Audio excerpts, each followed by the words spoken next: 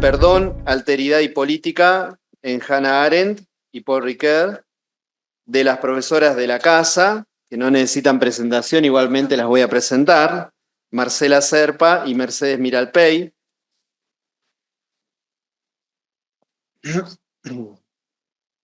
La profesora Marcela es profesora de filosofía y magíster en filosofía contemporánea.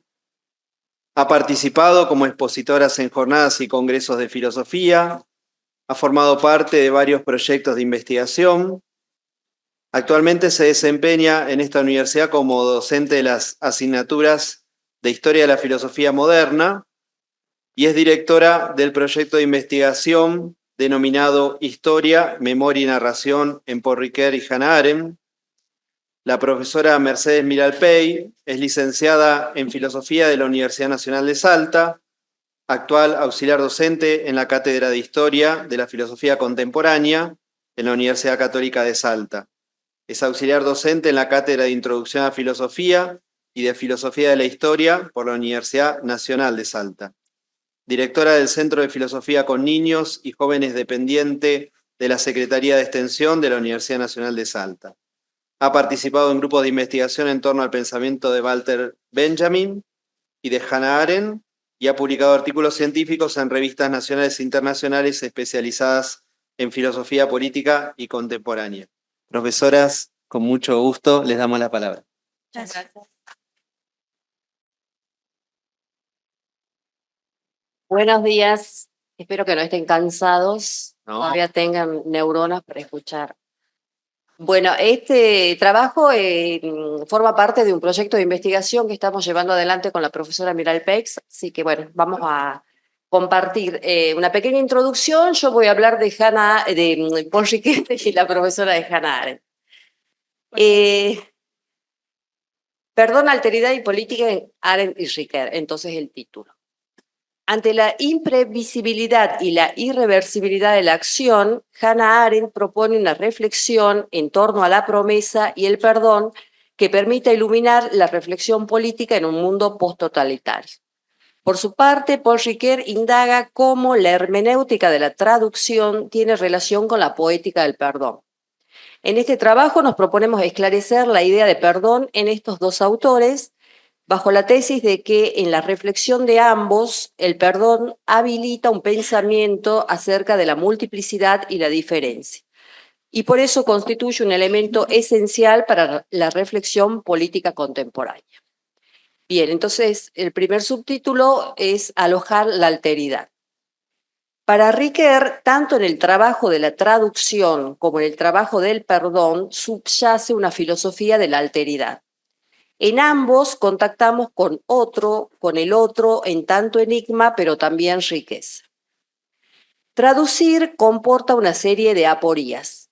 En primer lugar, se encuentra la presunción de no traducibilidad del texto extranjero, lo cual genera una sensación de impotencia y de angustia en quien emprende la tarea de traducir.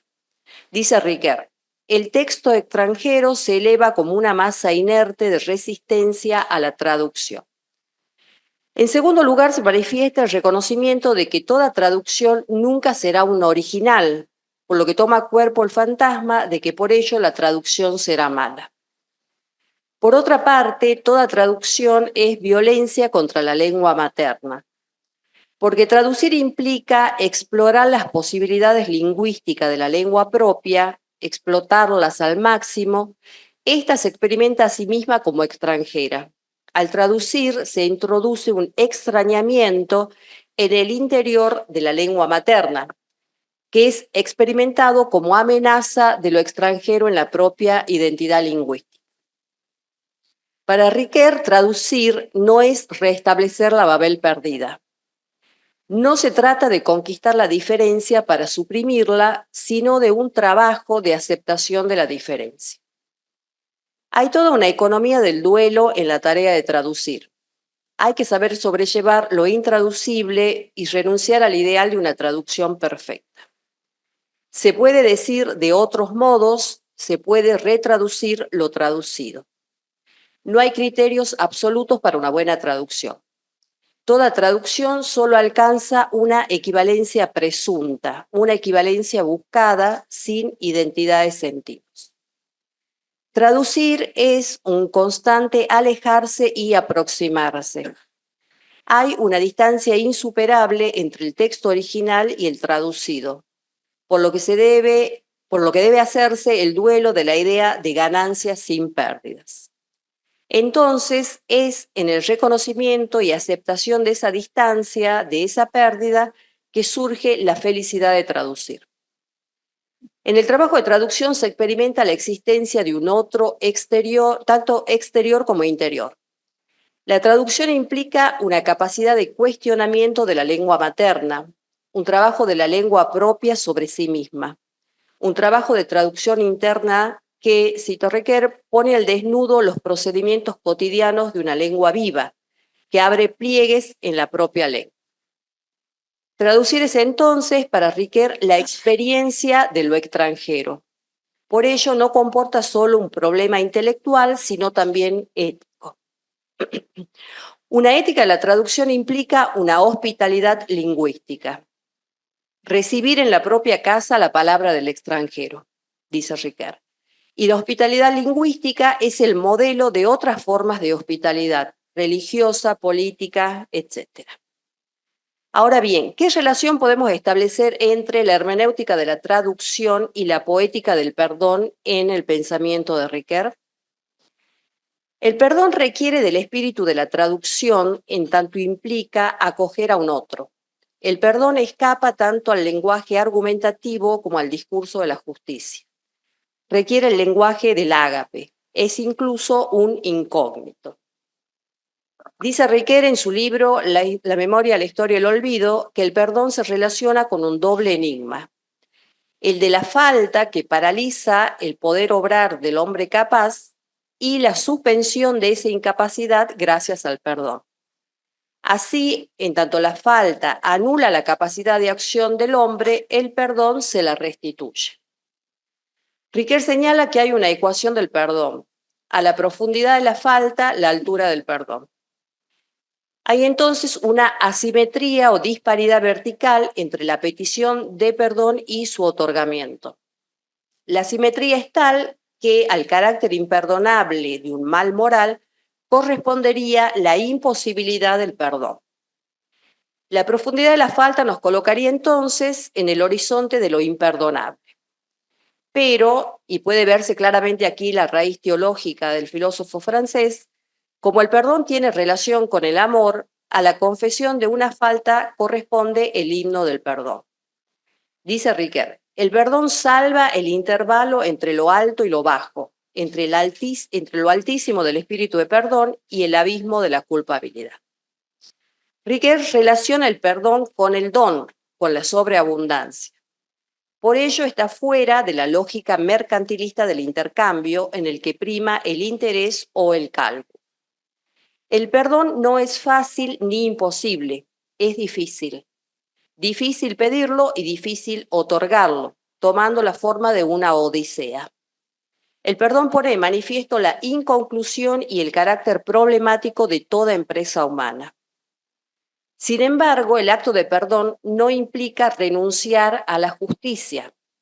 Se puede perdonar al que cometió la falta sin perdonar la falta.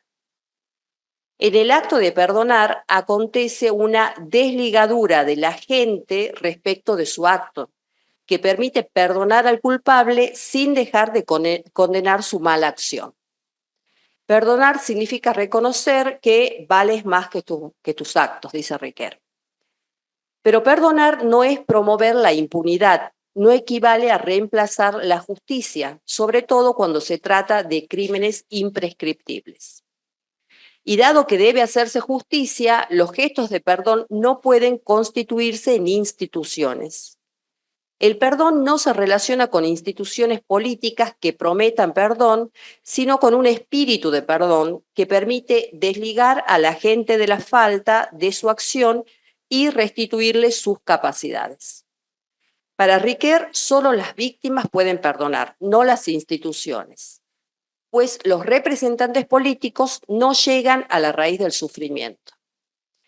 Riquet advierte sobre la relación no solo fonética y semántica entre amnistía y amnesia, sino sobre todo del alejamiento de la memoria y la verdad que supone la imposición del perdón por parte de las autoridades políticas a fin de conseguir la reconciliación entre ciudadanos. La amnistía es la caricatura del perdón, dice Riquet. El perdón se da siempre en el seno de una relación, es intersubjetivo y es de suma importancia para el etos colectivo. Perdonar activa la capacidad de actuar de quien es perdonado, restaura al sujeto capaz, es al culpable, es un volver a confiar. El perdón es entonces un excedente, un plus que sin embargo no invalida la distancia entre el culpable y las víctimas. El perdón es para Riquet el horizonte de la dialéctica entre la memoria, la historia y el olvido. El perdón permite la reconciliación con el pasado y que nuestra condición histórica se convierta en conciencia histórica. La traducción y el perdón suponen un periplo, un viaje desde sí hacia el otro y desde el otro hacia sí. El otro, la otra lengua, nunca serán captados, comprendidos, absorbidos en su totalidad. Ambos, traducción y perdón, toman la forma de una hospitalidad, de una apertura a la alteridad en la que el otro, lo otro, conserva su equivocidad, es decir, no se reduce a la mismidad ni se aleja como alteridad absoluta. Bien. Bueno, ahora lo que yo voy a desarrollar es un poco el concepto o la noción, la idea que Arendt tiene de perdón, ¿sí? Y nos sirve bien la conferencia inaugural, porque ahí ya veían en la conferencia que Riquet discutía con Arendt en algunos puntos, ¿no? Entonces yo voy a mostrar ahora cuáles son esos puntos, de alguna manera, los que se distancian y cuáles podrían ser posibles acercamientos. Bien, el perdón y la promesa, los remedios frente a la acción. Las reflexiones políticas y filosóficas de Hannah Arendt parten de acontecimientos históricos concretos, tales como los procesos de asimilación y emancipación a los que se vieron sometidos los judíos en Europa durante el siglo XIX, o lo ocurrido en los regímenes totalitarios de cadáveres vivientes. A partir de estas experiencias, Arendt fue capaz de volver a plantear la pregunta por el sentido de la política e iluminar aspectos que habían sido oscurecidos en la tradición de pensamiento político occidental. Uno de estos aspectos fue la reflexión en torno a la acción y a sus perplejidades. En la condición humana, nuestra autora parte de la antigua distinción griega entre las actividades de la vida activa, esto es, entre la labor, el trabajo y la acción. La labor corresponde a la satisfacción de las necesidades de la vida biológica y por eso fue considerada como la actividad de menor rango dentro de la jerarquía de actividades pertenecientes a la condición humana. Por medio de la labor, los individuos producen lo vitalmente necesario para el mantenimiento del metabolismo del cuerpo. Por eso es una actividad de movimiento circular, repetitiva, que no conduce a ningún fin. El trabajo consiste en la fabricación de una variedad incalculable de cosas cuya suma total constituye el artificio humano, es decir, el mundo en el que vivimos. A través de la construcción de estos objetos o bienes de uso, el mundo adquiere una cierta estabilidad y permanencia. Al tratarse de objetos, el trabajo tiene un comienzo y un fin determinados. Por último, la acción fue considerada como la capacidad que poseían los individuos para insertar en la trama de las relaciones humanas algo totalmente nuevo e inesperado. Mientras que la labor y el trabajo eran actividades que no requerían de la presencia de otros para llevarse a cabo, la acción, por el contrario, requería de la presencia de una pluralidad de hombres que sean capaces de ver las grandes acciones y de oír los grandes discursos. Así, la pluralidad es la condición de la acción humana, según Arendt, porque supone que todos somos los mismos, humanos, y que no obstante, cito, nadie es igual a cualquier otro que haya vivido o vivirá. Fin de cita. Por eso, la acción necesita de la máxima publicidad, es decir, de un espacio que reúna una multiplicidad.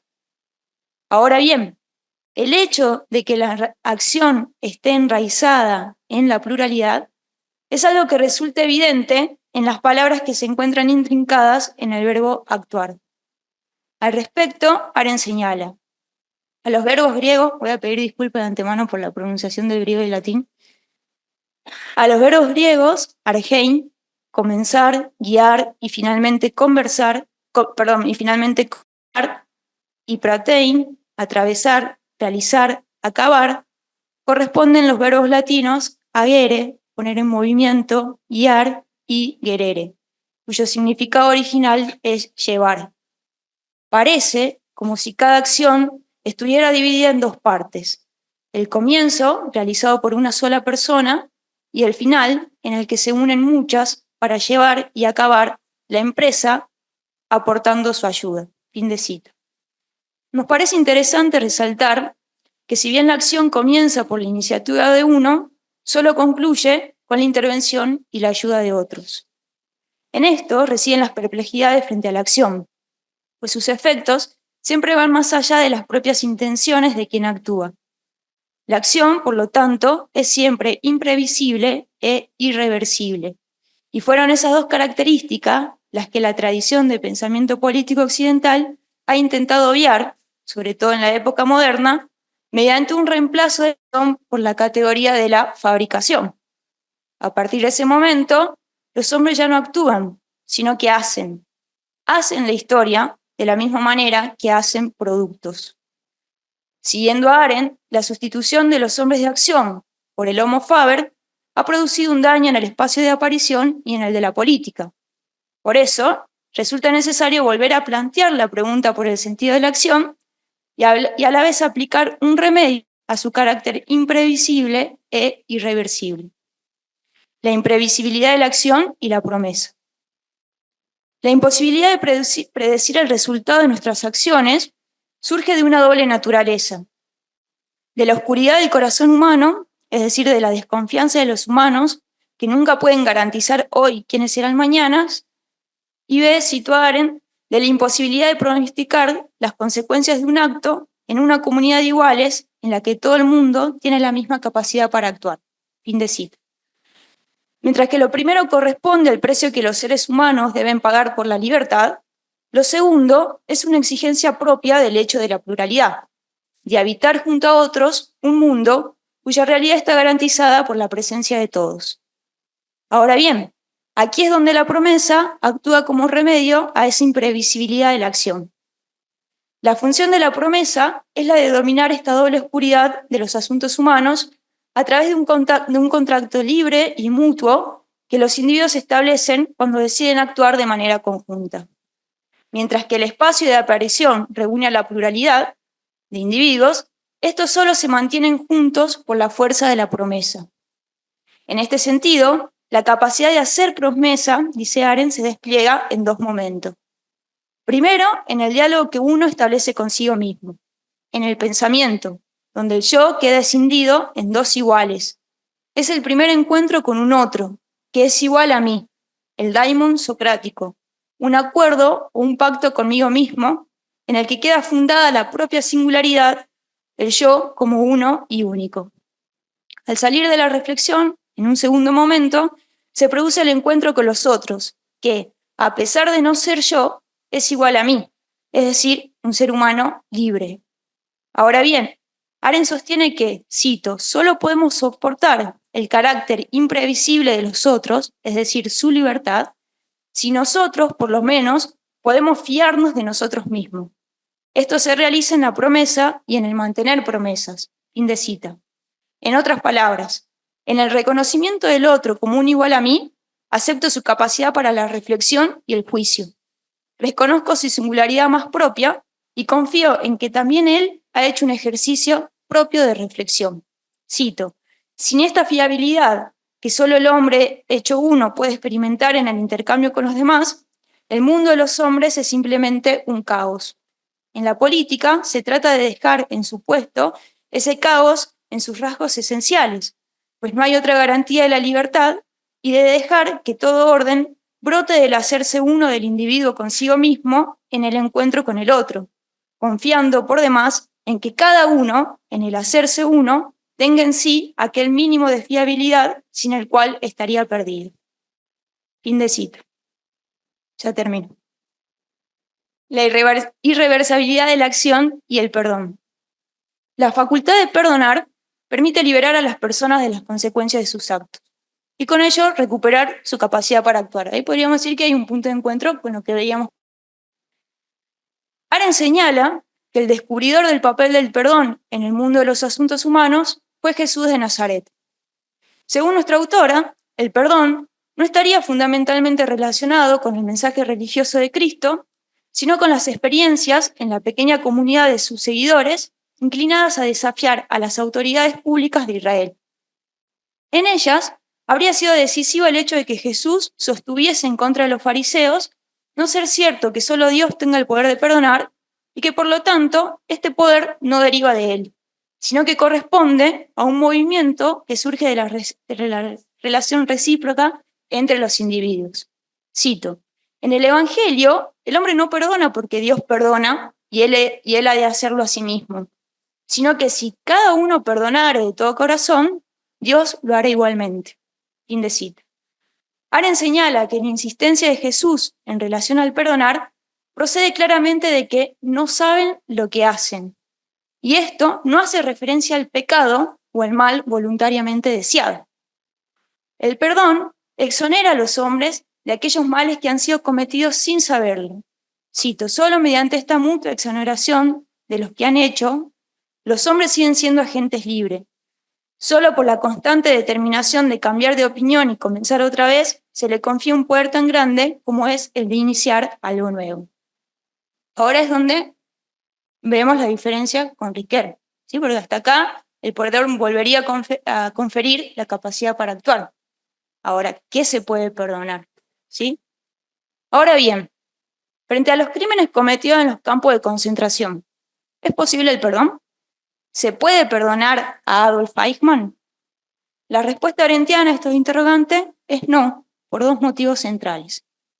En primer lugar, en los orígenes del totalitarismo, Arendt señala que los campos de concentración han traído al mundo un mal que es absoluto, traspasado todos los límites y categorías con las que tradicionalmente nos referíamos o entendíamos el mal.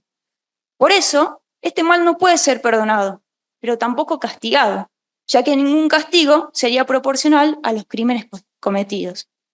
Frente a esto, solo queda una alternativa, la reconciliación con el mundo en el que tales crímenes fueron posibles, deshacernos de la pesada carga que cuelga sobre nuestras espaldas y comenzar a crear nuevas categorías que permitan comprender lo ocurrido con los regímenes totalitarios. En segundo lugar, Eichmann, y junto a él los otros jerarcas nazis, no pueden ser perdonados no solo los crímenes traspasan lo que tradicionalmente entendíamos por mal, sino porque antes de cometerlo renunciaron a ser parte de la pluralidad o esa comunidad de la que hablábamos al principio. Al respecto, Arendt señala que Eichmann es un hombre totalmente normal, pero incapaz de juzgar o de pensar. Esto es algo que también el profesor trajo en la conferencia, ¿no? Como señalamos en el apartado sobre la promesa, la reflexión es previa a cualquier acción porque parte del reconocimiento de que el otro es igual a mí.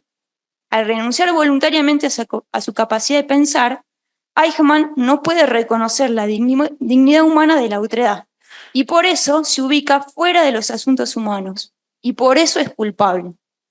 Por eso, los campos de concentración han roto con todos los lazos que nos unían a la tradición. Frente a esto, es necesario volver a pensar en la dignidad de la acción, que no es otra que la dignidad de los seres humanos en tanto humano. Cito, el milagro que salva al mundo, a la esfera de los asuntos humanos, de su ruina moral y natural, es, en último término, la facultad de la acción. Dicho con otras palabras, el nacimiento de nuevos hombres y un nuevo comienzo es la acción que son capaces de emprender los humanos por el hecho de haber nacido. Solo la plena experiencia de esta capacidad puede conferir a los asuntos humanos fe y esperanza, dos esenciales características de la existencia humana que la antigüedad griega ignoró por completo. Esta fe y esperanza en el mundo encontró tal vez su más gloriosa y sucinta expresión en las pocas palabras que en los evangelios anuncian una gran alegría. Os ha nacido hoy un Salvador. Muchas gracias.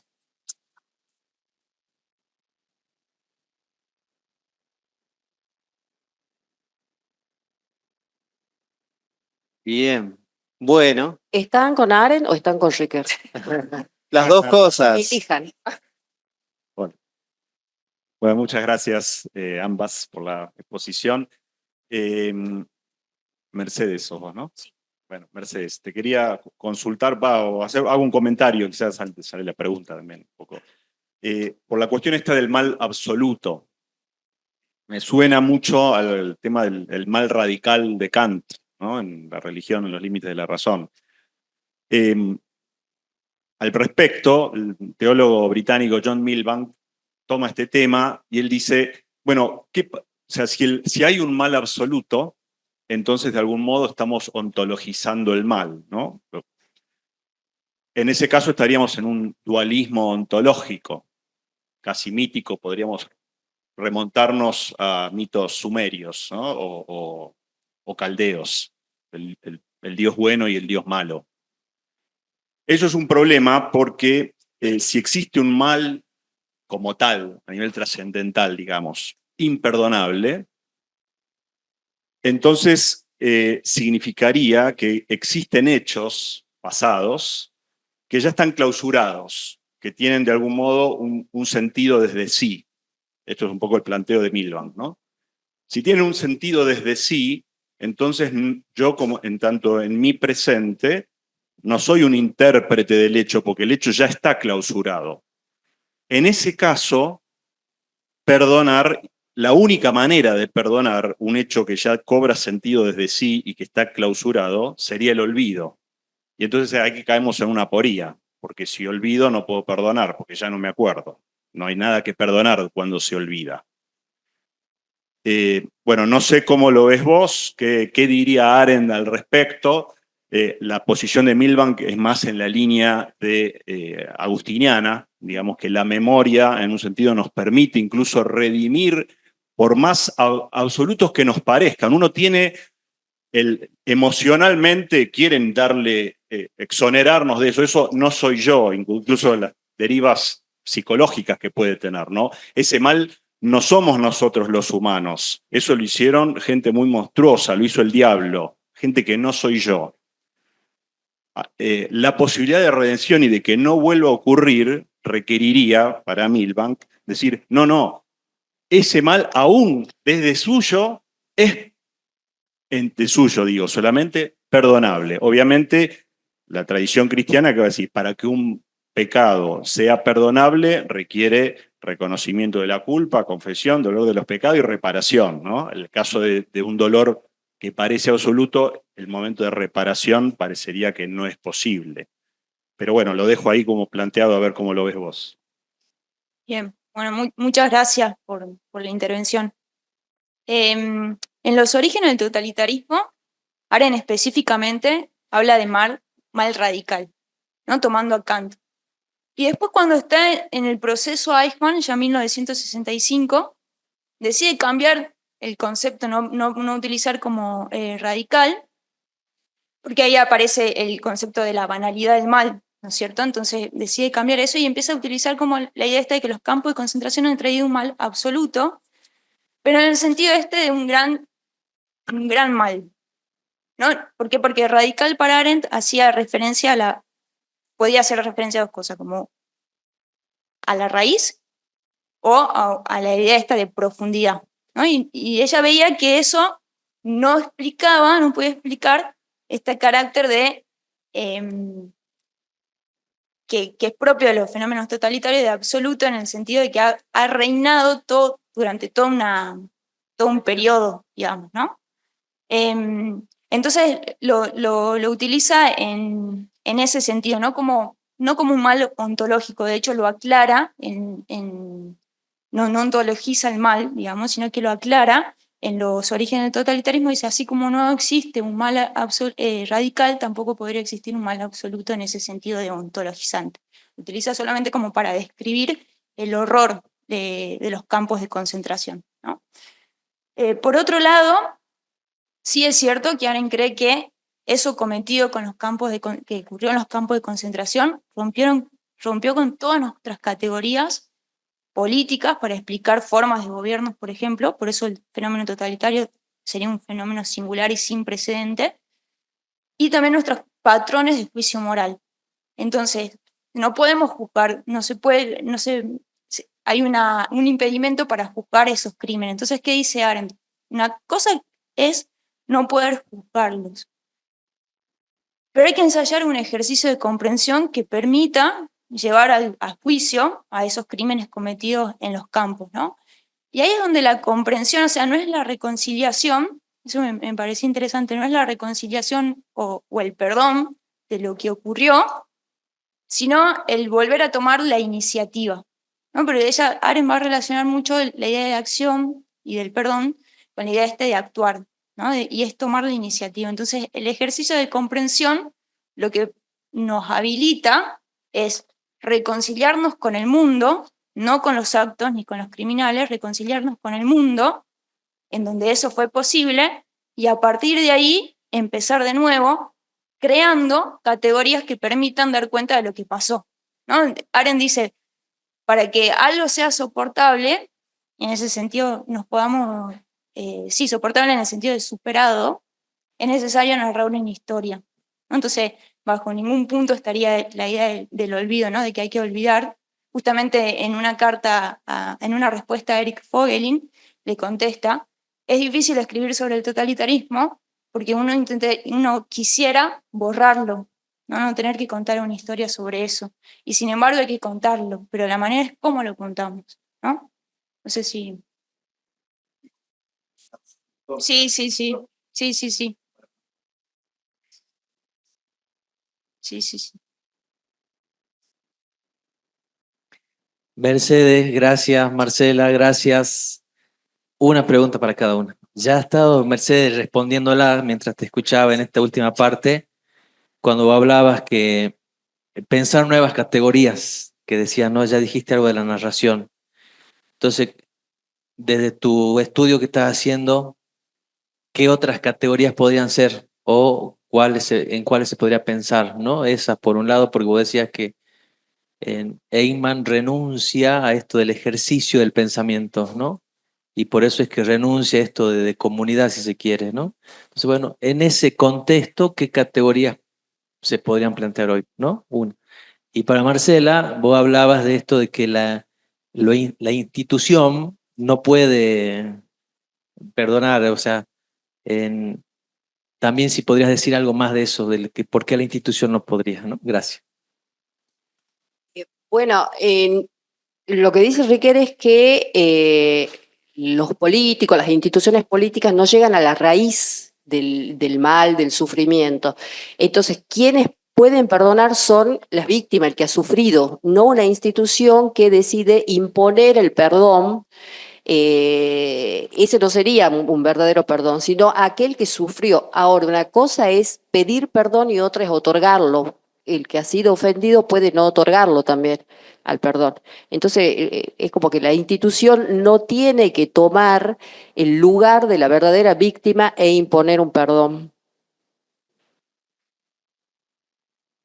Bueno, y respecto a las categorías, a mí hay algo que me gusta mucho de Arendt que dice, bueno, una vez que se rompen los lazos, porque no es tan, bueno, una vez que se rompen los lazos con la tradición, uno puede volver al pasado y oír de él cosas que antes no habíamos sido capaces de escuchar, ¿no?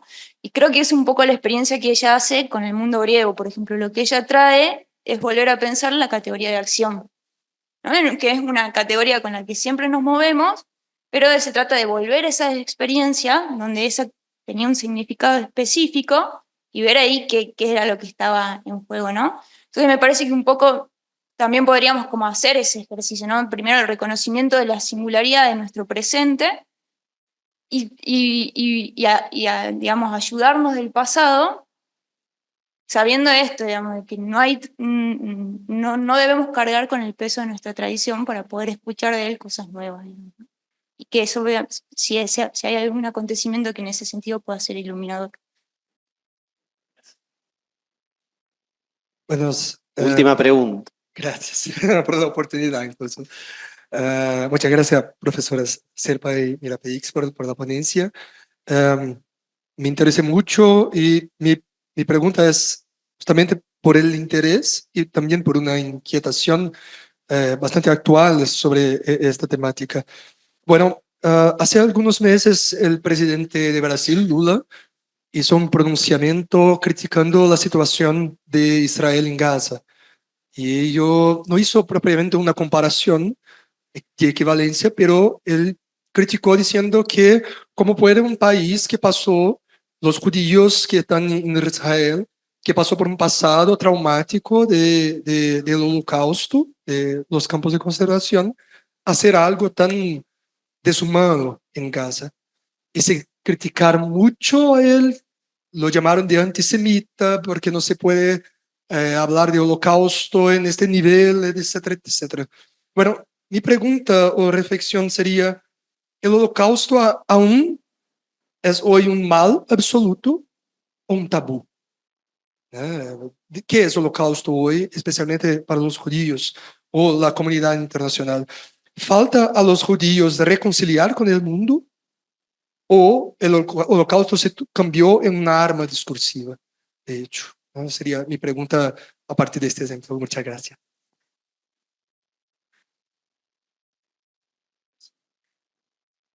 No, una sola...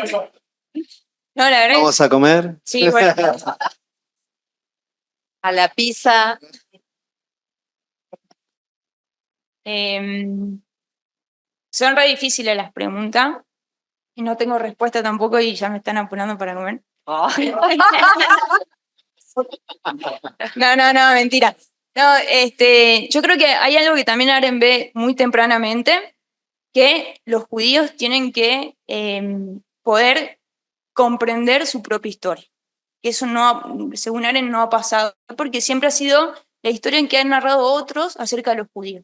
Y esa historia ha sido atravesada por los prejuicios, ¿no? Desde muy temprano, Aren ve, la historia se narraba o desde una perspectiva antijudía, es decir, antisemita, gracias, que mostraba todos los prejuicios en relación a los judíos, o una historia nacionalista en la que los judíos se consideraban un chivo expiatorio de algún mal, ¿no? Entonces, por eso ellos eran los perseguidos, que seguía agarrada a esa historia de los prejuicios, básicamente, ¿no? Entonces, lo que dice Aren es, los judíos tienen que empezar a pensar cuál es su propia historia, empezar a comprender y salirse de estas dos cosas, ¿no? Y respecto al sionismo, ella es muy crítica con el sionismo desde muy temprano. Hay un artículo que escribe después de la segunda, cuando se está empezando a formar el Estado sionista de Israel, y en ese se llama, es muy bueno, lo recomiendo para la época, se llama El sionismo, una retrospectiva, y ahí dice bien clarito, ojo, que la manera en la que está empezando la formación del Estado de Israel va a de alguna manera replicar lo que hicieron los europeos con los judíos en Europa. Entonces ahí hace un llamado a la creación de un Estado, donde dice, ojo, porque el Estado sionista, así como se está pensando bajo el modelo del Estado-Nación, una crítica al Estado-Nación, va a replicar los mismos errores que hicieron los europeos con los judíos en Europa, ¿no? Entonces había que pensar en Aren hace un llamado a este Estado binacional, que de alguna manera hace una especie de simbiosis entre el mundo árabe y el mundo judío. Fue juzgado por él. Exacto, exactamente.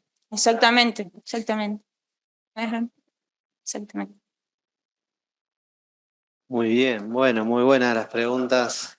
Sí, da para seguir mucho. Pero bueno, vamos a hacer una pausa para almorzar aire. Lo que queda por la tarde es muy interesante también, así que aquí los esperamos. Vamos a atrasar, como nos hemos atrasado unos 10 minutos, vamos a atrasar unos 20 minutos. En vez de empezar 14:30, vamos a empezar 14:50. ¿Eh? ¿Cómo? Ah, 55, ok. 14.50.